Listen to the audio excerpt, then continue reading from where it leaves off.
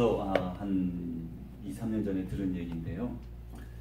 그 글을 읽고 제가 아주 한동안 이렇게 많은 생각을 하게 됐습니다. 어떤 그 아버지가 있었는데 어린아이를 둔 아버지였어요. 근데 이 아버지가 평소에 자동차를 그렇게 좋아했다고 합니다. 그래서 이제 꿈에 그리던, 아주 돈을 열심히 벌고 모아서 꿈에 그리던 스포츠카를 하나 샀어요. 뭐 몇십만 불을 하는 그런 스포츠카를 이제 그 거라지에 탁 넣어놓고 시간만 나면 이 아버지가 가서 그걸 닦고 막 그러는 거예요. 제가 그 마음을 조금 압니다. 제가 이제 그 모터사이클을 되게 좋아하거든요. 어렸을 때부터 탔고, 그래서 이제 제 아내가 한번 사줘서 몇 년 전에 이제 열심히, 아주 그 낡은 거라서 닦아도 표가 잘 이미 이제 안 닦이는 건 안 닦이는데도 맨날 거울도 닦고, 여러분들 지나가시면서 모터사이클 있는 분들 지나가면서 스쳐 보시면요, 뭐 맨날 닦고 있어요. 그렇게 좋은 거죠. 근데 이분이 이제 그런 거였어요. 그리고 진짜 비싼 차고, 맨날 닦고 이제 그렇게 막 아끼는 걸 이 아들이 늘 보고 있었는데, 어느 날 아빠가 이제 직장에 갔다 돌아왔는데 그 자동차 옆에 뭘로 긁은 걸로 I love you를 누가 써놓은 거예요. 근데 이제 그거를 이 아이가 글자를 막 배워서 아빠를 사랑하는 마음에, 아빠가 좋아하는 거니까 거기다가 자기가 이렇게 써놓으면 좋겠다는 생각으로 뾰족한 못 같은 걸로 이렇게 I love you 써놓은 거예요. 근데 이 사람이 워낙 너무 그걸 좋아했으니까 이렇게 정신을 잠깐 잃어서, 아이가 마침 그때 이제 거라지로, 맨날 이 아저씨는 거라지에 가서 차를 보고 있으니까 그냥 생각 없이 분노하면서 손에 들고 있던 망치로 아이 손을 이렇게 때려버렸어요. 그래서 그냥 순식간에 일어난, 자기도 모르게 일어난 일이었습니다. 아이 손이 얼마나 작아요, 망치에. 그래서 손을 다 잃어버렸어요, 한쪽 손을.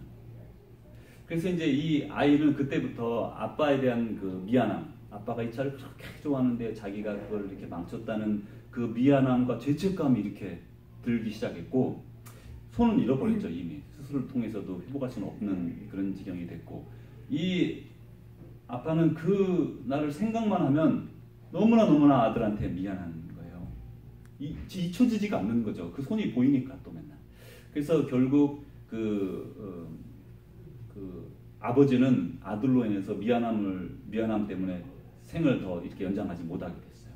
이 아들도 아빠한테 계속 그 자기 때문에 이렇게 됐다는 그 자기가 썼으니까, 그죠? 그런 마음이 아이지만 있을 거 아니에요. 그 미안함 때문에 이렇게 평생 마음의 짐으로 살았다고 그래요. 사람이 이렇게 얼마나 자녀들이 소중한가에 대해서 잊어버릴 때가 많이 있어요. 어떤 한 전도사님이 있었습니다. 이 전도사님이 이제 신학교에 다니고 있었는데, 평소에 뭐 전도사들 막 공부하랴 교회 가서 사역하랴 바쁘거든요. 그래서 이제 열심히 공부하고 있는데 어느 날 아이가 이렇게 공부방으로 천천히 걸어가지고 들어왔어요. 한 2~3살 된 아이입니다. 그런데 이제 아빠 좀 같이 놀자고 애가 이렇게 집에 있는데 맨날 책상에 앉아 있으니까 이렇게 뒤에서 놀자고 그러니까 아빠가 그래 하면서 아이를 안아가지고 이제 책상에, 공부하던 책상에 탁 올려놓고 이제 서로 얘기하면서 놀고 그러다가 그 뒤에 물컵이 조그만한 게 하나 놓여 있었는데, 이거 뭐 아이는 알 바가 없죠. 이쪽으로 앉아 있고 이쪽에 있는 것이고. 그런데 이제 아이가 이렇게 하다가 탁 쳐서 넘어지면서 거기에 펴 있던 성경책하고 책들하고 다 물이 그냥 확 쏟아진 거예요. 그러면서 물 뭐 반컵 이상 되는 게 확 쏟아지면서 책이 다 금세 막 울룩불룩대고 이제 이렇게 됐어요. 그러자 이 전도사님이 화가 나서 아이를 당장 내려놓으면서 막 겨단을 친 거예요.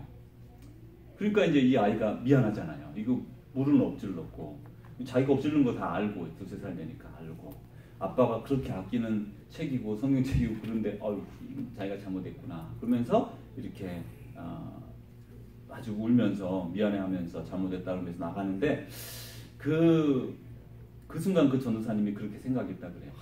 이게 이 책은 다시 사면 되고 성경책도 다시 사면 되고, 근데 이 아이에게, 자기하고 놀기 위해서 찾아온 아이에게 이렇게, 그 다음부터 그 아이가 그 방에 뭐 책상은커녕 그 방에 올심도 안 하는데 다시 거기 갔다가 뭔 일을 만나려고. 그래서 이렇게 아이는 그 마음에 상처가 됐을 게 분명하죠. 제가 바로 그 사람이에요. 그래서 제가 이 생각만 하면 지금도 그게 잊어버리지를 않아요. 제가 아이한테 이렇게 크게, 그것도 첫 아들이니까 잘 모르잖아요. 둘째 때는 제가 이런 기억이 하나도 없어요. 근데 첫째 아이 때는 한두 가지 이런 게 이렇게 남아있어요. 지금도 생각하면 얼마나 미안한지 모르고, 한번 제가 물어보니까 잘 기억도 이렇게 못하는 것 같더라고요. 그렇지만 그게 상처로 왜 남지 않았겠어요? 그 어린 상황에, 어린 나이 때. 그러면서 제가 참 어쩌다 보니 내가 아버지가 되었구나, 그런 생각을 그때부터 많이 하게 되었어요.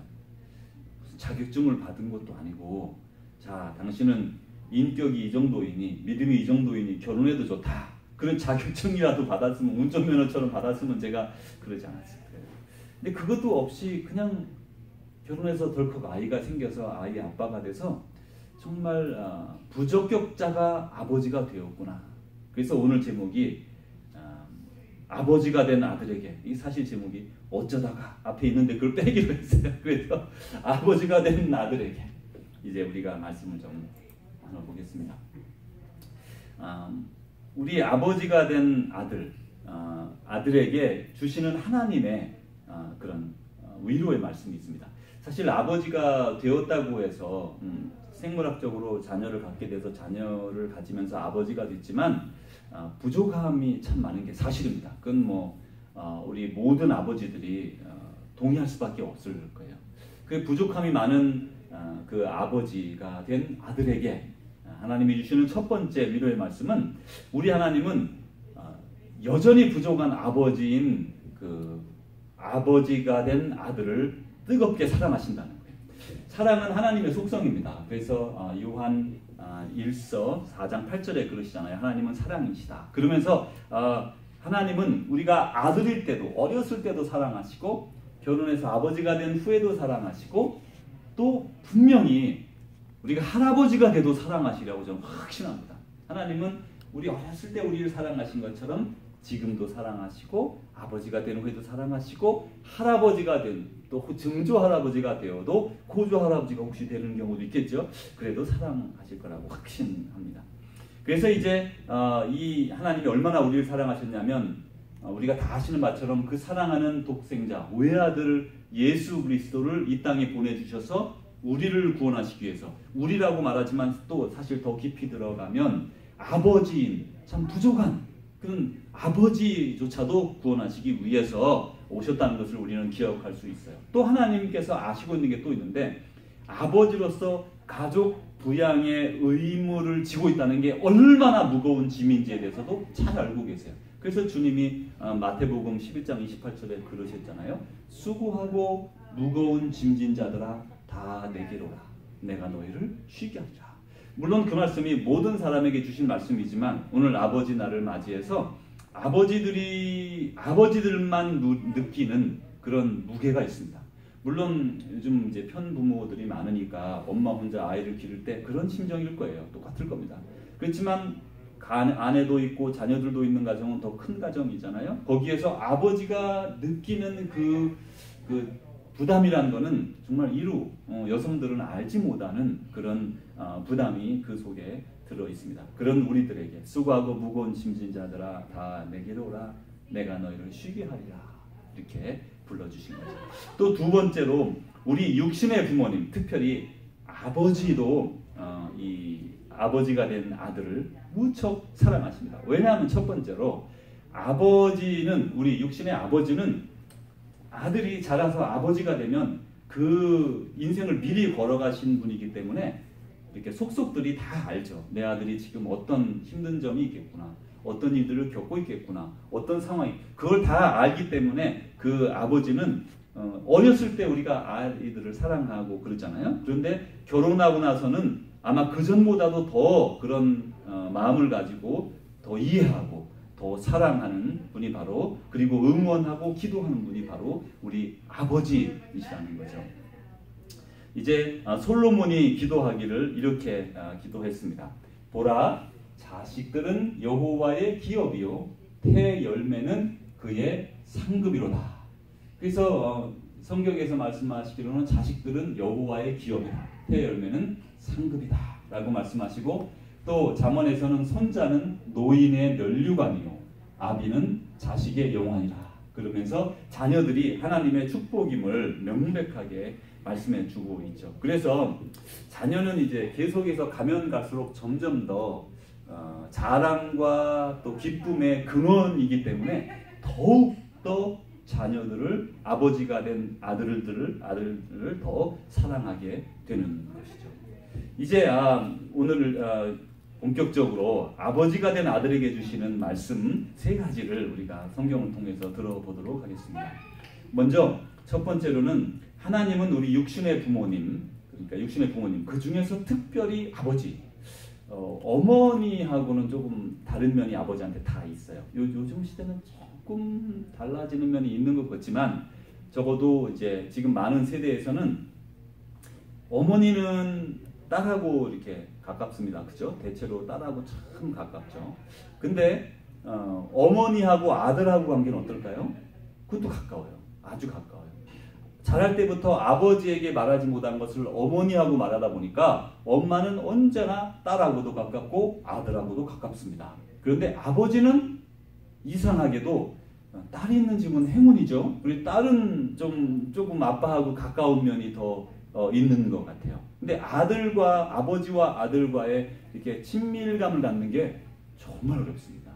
표현할 줄도 둘 다 모르고 또 그렇게 하면 이상하잖아요. 그래가지고 이렇게 아주 부모 중에서도 외로운 분이 아버지예요. 어머니는 딸이 있으면 그건 뭐 만점이고요. 다 해결이 됐고, 딸이 없는 아들밖에 없는 어머니라 해도 어머니는 막 당당해요. 아들한테 뭐 이렇게 달라 저렇게 달라. 아버지는 그런 말 안 합니다. 그래서 오늘은 아버지를 특별히 중심적으로 생각하는데, 우리 육신의 부모님, 특별히 아버지를 불쌍히 여기고 용서하고 또 섬겨야 돼요. 이제 예수님께서 우리의 죄를 용서해 주시기 위해서 십자가에 달리셨잖아요. 그리고 나서 그 용서의 피가 우리를 흘러 우리의 모든 죄악이 용서됐어요. 그러면서 주님이 우리에게 말씀하시죠. 심지어 하루에 70번씩 7번 용서를 청하더라도 용서해 주어라. 그래서 우리더러 용서를 이미 받았기 때문에 많은 빚을 탕감받은 사람처럼 1만 달란트라고 그러지 않습니까? 1만 달란트라는 그런 빚을 탕감받은 사람이 300데나리온, 100데나리온 가지고 용서를 못하는 비유를 주님이 말씀하셨는데, 1만 달란트라는 돈은 이루 헤아릴 수 없는 정말 많은 돈입니다. 그래서 그렇게 많은 용서를 받은 우리는 당연히 다른 사람들을 용서해야 되는데, 이웃을 용서하는 가운데 가장 가까운 게 가족이지 않습니까? 그리고 가족에서 가장 가까운 부모님, 또 형제 자매, 부부 간에 있는데 특별히 부모님을 용서해야 돼요. 부모님과 이렇게 자라면서 그런 상처를 가진 분들이 많이 있는 걸 제가 들었습니다. 딸하고 아버지하고 저는 이렇게 다 사이가 좋은 줄 알았어요. 근데 꼭 그렇지는 않은 것 같아요. 제가 전에 있을 때 보니까 어떤 분이 성경 공부를 마치고 집에 가면서 그런 생각이 들었대요. 우리 아버지를 내가 용서해야 되겠다. 그 아버지가 어떤 분이신지 제가 모르겠어요. 근데 이 딸의 마음에 원수가 된 아버지였어요. 전화 통화도 하지 않고 말도 하지 않고 상종도 하기 싫은 사람. 지금도 생존해 계십니다. 근데 아마 자랄 때 뭐 가정을 버렸거나 뭐 그런 일들이 옛날에 많이 있었잖아요. 그래서 이분이 이제 그걸 마음에 품고 미워하고 있다가 그날 말씀을 서로 나누고 집에 가서 전화를 해요. 늘 전화하면 그런답니다. 엄마 바꿔줄게. 말 한마디를 안 하는 거예요. 안녕하세요. 그러면 엄마 바꿔줄게. 그리고 엄마하고 얘기하는 거죠. 근데 그날은 이 딸이 이제 아빠하고 통화를 하고 싶다. 그래서 아버지를 용서한다. 그러면서 서로 오랫동안 이렇게 대화하면서 자기 마음에 그동안 용서하지 못했던 가장 가까운 사람, 그분이 누가 원수가 있겠어요. 세상에 그렇게 원수가 많이 있어요. 우리가 살면서. 근데 그 아버지를 용서하지 못하고 있다가 용서했다는 거죠. 그래서 이제 아버지를 용서해야 돼요. 근데 이제 거기에서 좀 더 나가서 불쌍히 여겨야 되는데, 부모님들은 몸이 점점 약해져 가잖아요. 그리고 정신도 약해져 갑니다. 어쩔 수가 없어요. 몸과 정신이 같이 약해져 갈 때 그 부모님들에 대해서 불쌍하게 여기고, 또 더 나아가서 그분들을 우리가 가진 것으로 공양을 해야 돼요. 그 성경에 보니까 이렇게 말씀하죠. 누구든지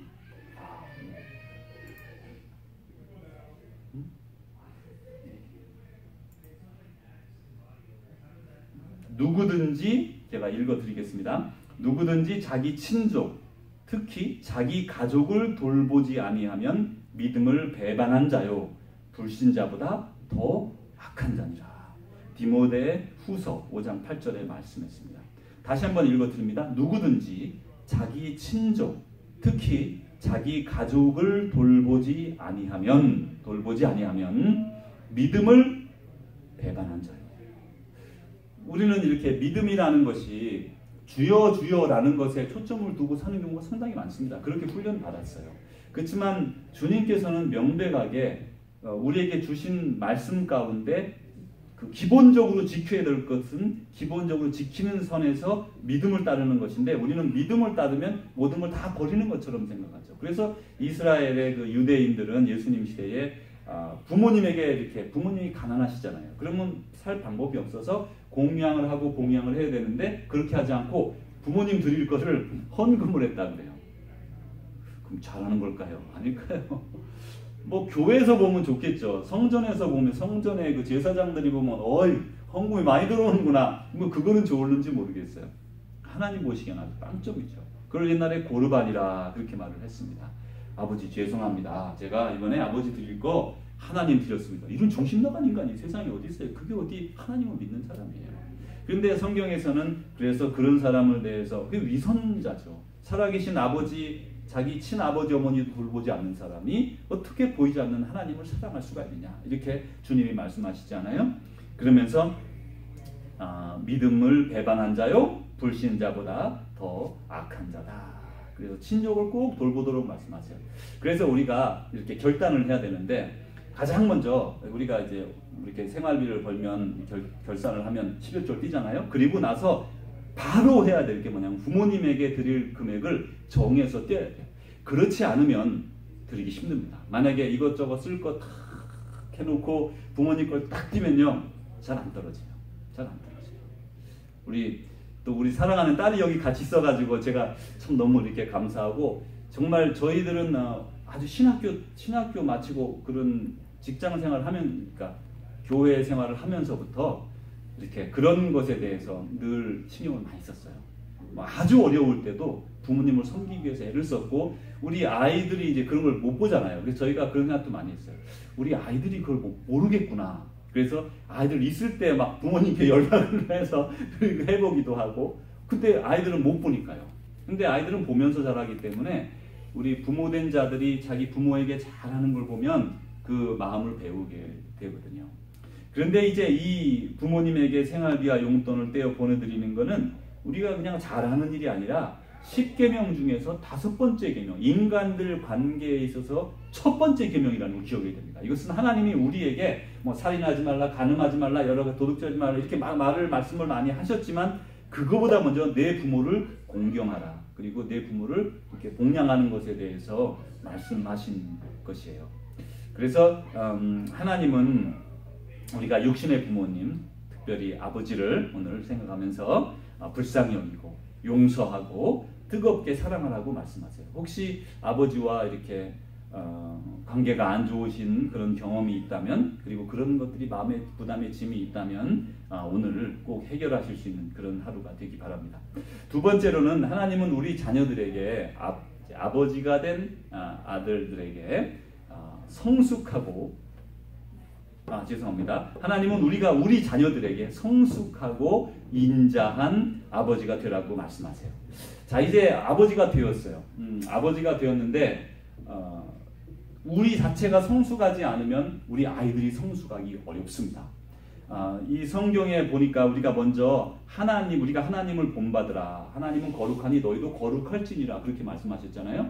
그래서 하나님의 거룩을 본받고 예수 그리스도를 본받으면 그 생활이 우리를 이렇게 믿음의 장성한 분량으로 일어서게 해주죠. 그래서 에베소서에 보면 우리를 하나님을 본받아 거룩한 삶을 살면서 예수 그리스도의 장성한 분량에 이르도록 성장하라, 성숙하라, 이렇게 4장 13절에 말씀했어요. 여러분 다윗을 잘 아시죠? 킹 데이빗, 아주 좋은 분입니다. 이분이 사도행전 13장 22절에 보니까 하나님의 마음에 합한 사람이라는 평을 받았어요. A man after my own heart. 그러니까 하나님의 마음에 합했다. 내 마음하고 똑같다. 그런 사람이에요. 그렇게 하나님이 인정한 사람이에요. 그런데 이분이 다윗이 그렇게 되기 전에 어떤 일이 있었냐면 다윗은 다른 남자의 그것도 자기 부하 장수입니다. 외국에서 온 용병의 그 나라에 와서 이제 봉사하는 사람의 아내를 뺏으려고 결국 그 아내를 빼앗고 그리고 추행하고 결국 그 사람을 죽이기 위해서 여러 사람을 같이 죽인 그러니까 뭐 죄를 한 번에 사람도 많이 죽이고 또 그런 죄를 많이 지은 사람이에요. 근데 결국 그것이 어떤 결과를 낳는지 아세요? 가장 먼저 그에게 가장 큰 아들이 있었는데 암논이라고 하는 아들입니다. 이 큰아들 암논이 자기 이제 자매 엄마가 많으니까 아버지한테 엄마가 많으니까 다른 엄마한테 낳은 딸 다말이라는 예쁜 딸이 있었는데 그 딸을 강제로 추행하게 되죠. 그리고선 버리게 됩니다. 그때는 결혼할 수 있었거든요. 그런 관계가. 그런데도 버리게 되죠. 그러자 거기에서 그 다말의 오빠였던 압살롬이 나중에 그 암논을 죽이게 됩니다. 그러니까 이게 한 집안에서 다 아버지가 했던 일들을 다 그대로 이렇게 하고 있는 걸 보고 있어요. 그 다음에 압살롬이라는 아들하고 또 아도니아라는 아들이 있었는데 이 두 아들이 아버지 생존에 계신데 그냥 쿠데타를 일으켜서 그 정권을 뺏으려고 해요. 그게 말이나 되겠습니까? 우리가 상식적으로 이렇게 이해가 안 되는 그런 일들을 이들이 이렇게 하죠. 근데 이건 모두 아버지의 불의를 자녀들이 보고 배우는 겁니다. 듣고 배우는 겁니다. 이미 과거에 했던 일이지만 그런 것들을 듣고 배우게 되죠. 그래서 자녀들은 아버지를 보고 배웁니다. 어머니를 보고 배우는 거예요. 이런 면에서 저는 참 이렇게 행운아입니다. 왜냐하면 저에겐 두 분의 아버지가 계십니다. 첫 번째 아버지는 저희 그 친아버지이세요. 저희 아버지는 뭐 여러 11남매라는 이렇게 많은 남매들의 장남으로 태어나서 아주 어려서부터 일터에 나가야 됐어요. 많은 사람들이 공부할 때 저희 아버지는 공부하지 못했어요. 그리고 저희 아버지가 돈을 벌어서 동생들을 대학을 다 보냈어요. 그 옛날에 쉽지 않은 일을 아주 열심히 해서 다 뒷바라지를 한 분입니다. 그런데 이제 저희 아버지에게는 제가 늘 보지 않습니까? 뒤에서 우리 아버지는 어떻게 하는가 이렇게 보게 되는데 지나가다 보면 이제 저희 아버지가 장사를 하셨어요. 비즈니스를 오랫동안 하셨습니다. 평생을 하셨는데 지나가면 이렇게 좀 사람들에게 인정받지 못할 만한 사람들 있잖아요. 저 사람 진짜 별거 아닌 그냥 아주 아무것도 아닌 사람 노바디 우리 영어로 노바디라고 그러잖아요. 그런 사람들이 있어도 제 아버지는 늘 존중하고 아껴주고 사랑하고 그랬어요. 그러니까 그 사람들이 이 사람은 왜 날 이렇게 막 존귀하게 대해주나 그런 마음이 드는 거예요. 근데 저는 이제 그 예수님이 그러셨잖아요. 여자여라고 이렇게 부르면서 아주 천한 사람들에게도 예수님은 이렇게 여성을 존중하며 대했습니다. 예수님이 그런 여자여라고 물론 어머니도 여자여라고 불렀지만 그 당시 여자라고 끼네라고 부르는 이 말은 아주 이렇게 높인 말이었어요. 우리 치면 마님이나 뭐 그런 류의 말이에요. 그러니까 아주 높인 말로 여성들 아주 하천한 여자들을 대했거든요. 그런데 이제 저희 아버지는 늘 그렇게 하천하게 보이는 사람들을요 귀하게 대했어요. 그리고 어려운 사람들이 이렇게 이제 동네에 있습니다.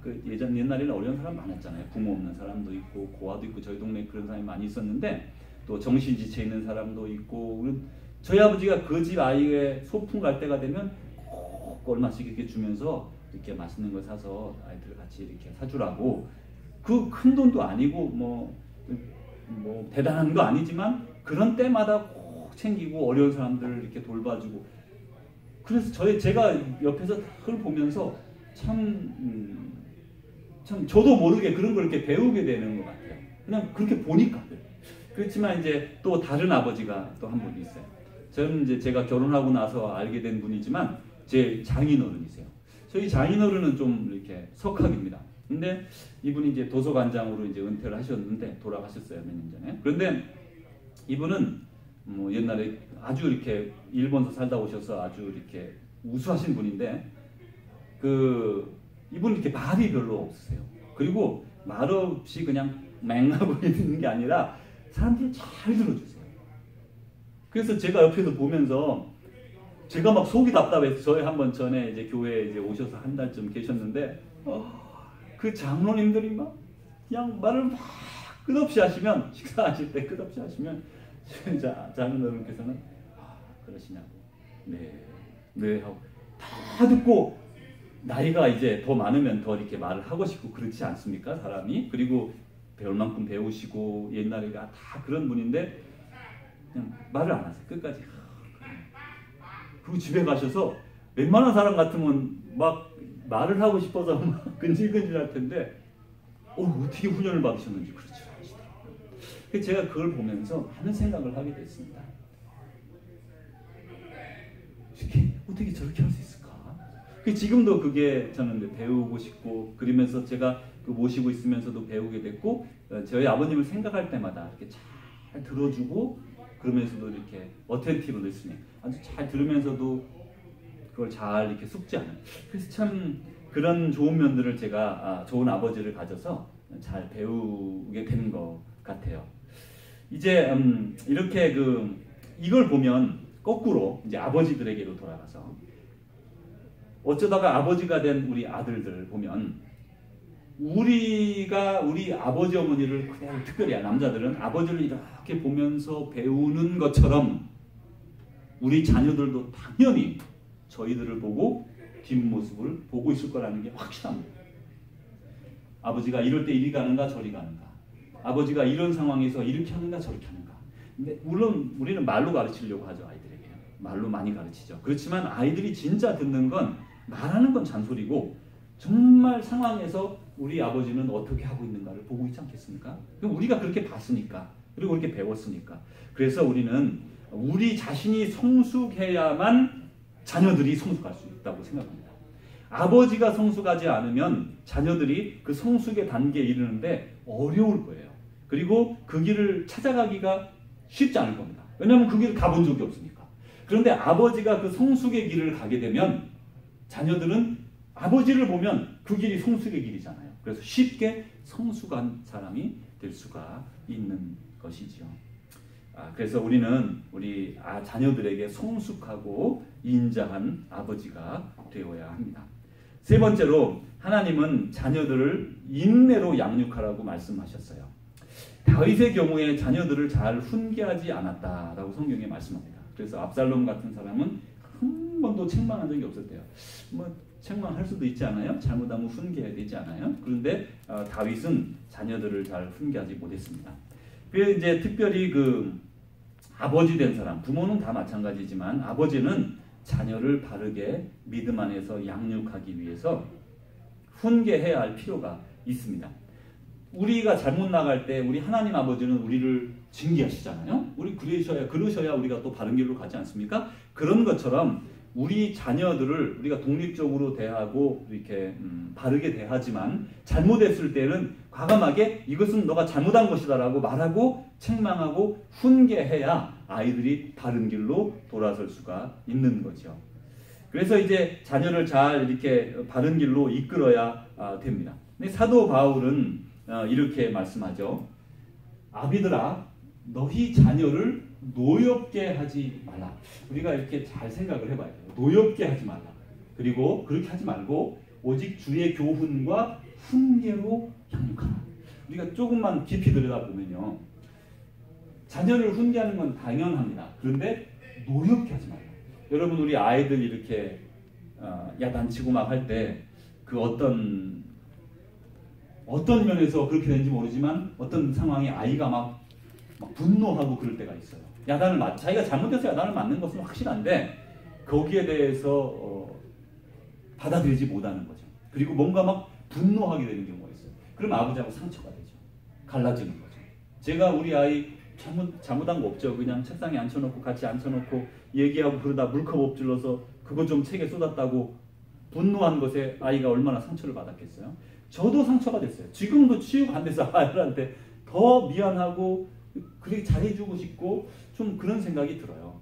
그런데 이제 이렇게 자녀를 노엽게 하면 아버지 본인에게도 상처가 되는 게 분명합니다. 물론 그러지 않은 사람도 있겠죠. 그렇지만 자기도 자기의 그런 어떤 미성숙함을 기억하게 되니까 자기도 상처를 입게 되고 아이는 아이대로 노여워서 거리가 생기게 되겠죠. 그리고 오직 주의 교훈과 훈계로 양육하라. 그렇게 말씀했어요. 주의 교훈과 훈계로 양육하라.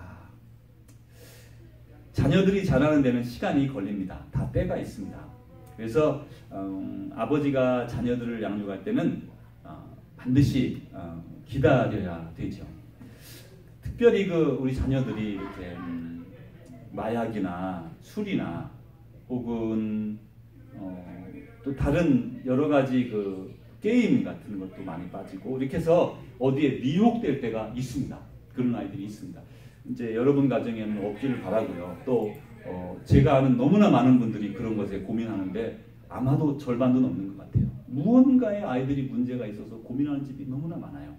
그런데 그럴 때 그 아이를 막 빨리 되돌려오려고 막 애를 씁니다. 누구나. 그러다가 포기하고 미워하거나 그럴 수 있어요. 그러나 절대 그러면 안 돼요. 아이에게 우리 기대에 못 미치는 것들이 있겠지만 그것을 이렇게 마음으로 기다리면서 인내하면서 끝까지 아이들을 잘 이끌어줘야 마땅하지요. 하나님은 자녀를 위해 기도하는 부모의 기도를 들으시라고 저는 확신합니다. 그거 가장 우리의 애 끓는 기도 아니겠어요? 자녀들을 위한 기도에 하나님이 귀를 여시라고 믿습니다. 제가 아는 한 청년이 있는데요. 이 청년은 자랄 때 이렇게 방황하며 자랐습니다. 그래서 마약 같은 것도 이렇게 손을 대보고 이제 그리고 그러면서 방황하면서 이제 군대를 가게 됐어요.